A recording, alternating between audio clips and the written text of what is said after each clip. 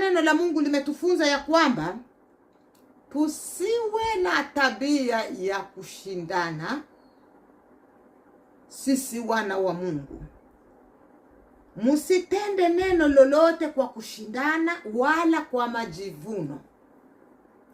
Aliye wa Mungu hajivunii jenda yake au jinsia yake, bali aliye wa shetani ndiye hujinua na kujikuza kwamba yeye jenda yake au jinsia yake ndiyo ya muhimu kuliko ya mwingine.